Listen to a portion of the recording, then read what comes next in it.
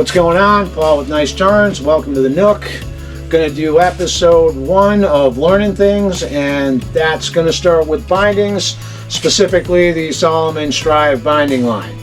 My history with Salomon goes way back, and it really kind of started with the bindings, and then came the rear entry boot.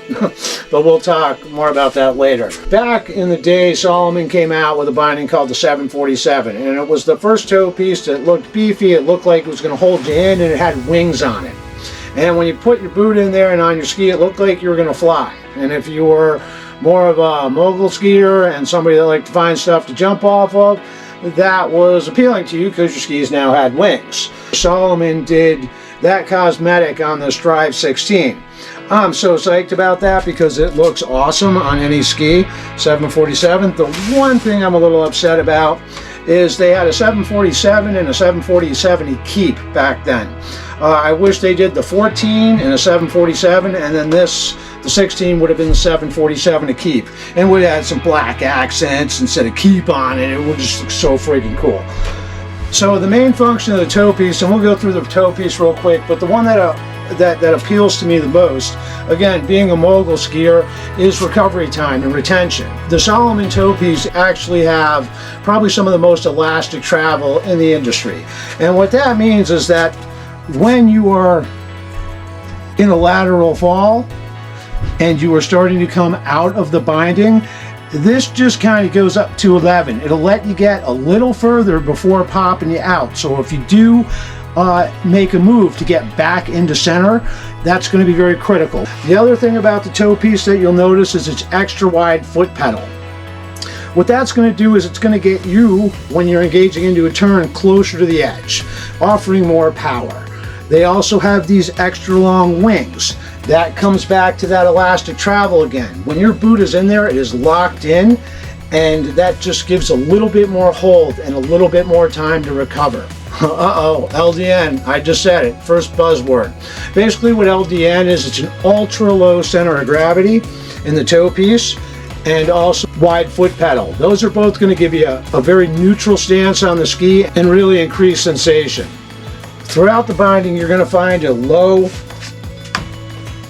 chassis, even on the 12, and that's again going to be good for better sensation and the power to transmission to the ski.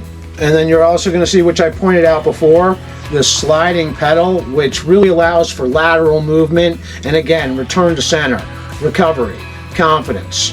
The heel of the binding is quite unique as well and very simple. It's a 3-part heel, which is extra wide, and that's going to give you extra resistance, a much stronger hold when you're getting to the finish, the tail of the ski, and is going to really increase the stability of the ski.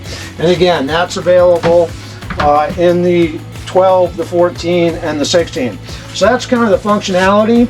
Right now what you got is you're looking at the 12. That's going to be for your intermediate skier or lighter weight person. It's a 4 to 12 din. It comes in at about 920 grams. This toe piece has got the grip walk feature to it. The material in the 12 and 14 is basically a glass and fiber PA mix. Make it lighter, more durable, and really increase the tolerance of the binding. When you get to the 16, you're looking at the same thing, but then they incorporate a super rigid steel.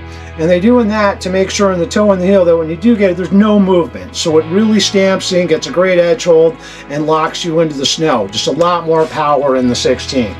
Back to the 14. The multi-norm toe comes in at about 995 grams, and the grip lock toe comes in at about 980 grams. Going I ski on, which is the 16. Again, different materials, all the other functionality is the same. This is going to be your 7 to 16 din, so you got to make sure that you're in there. I skied an 8.5, 9, which is great. Another great thing about Salomon, I don't have to jack up my din. I kind of ski it where I can, although I haven't dropped down that one for being over 50 yet. I call BS on that. Prove me wrong. And that's kind of the quick rundown of the Salomon Strive bindings, 12, 14, and 16. You can check it out. There's a link in my bio, right to Salomon's website. It's an affiliate link too, so if you're buying something, hook it up. If If you want to see more of this or support me, please like, comment, follow. Love to get in some conversations with this.